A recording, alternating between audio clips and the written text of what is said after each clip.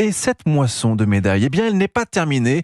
Oui, car cette journée pourrait bien encore, Antoine Bienvaux, nous offrir de belles surprises. Oui, cette avant-dernière journée des JO offre de nouvelles chances de médailles à la délégation française ce samedi.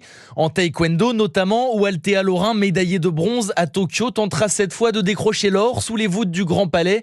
Début de l'aventure dès 9h pour la Française en huitième de finale face à sa concurrente tadjik. Dans la matinée, on suivra aussi Oriane Berton en finale du combiné d'escalade avant de laisser place au sport collectif dans l'après-midi. À 13h, d'abord avec la finale du volleyball masculin entre la France et la Pologne.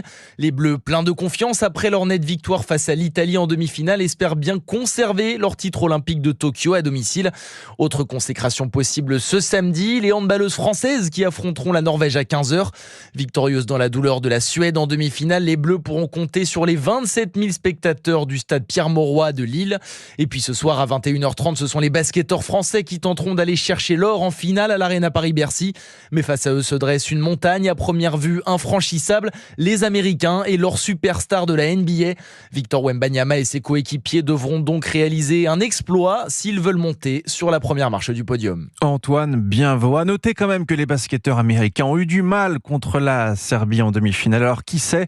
En attendant, eh bien, au classement général des médailles, la France est 6e, 56 breloques au total, dont 14 en or. Juste devant nous, 5e la Grande-Bretagne, 14 titres olympiques aussi pour les Britanniques, mais une médaille de plus que nous au total. Le Japon, lui, est 4e, l'Australie 3e, la Chine 2e, les États-Unis 1er avec 33 médailles d'or.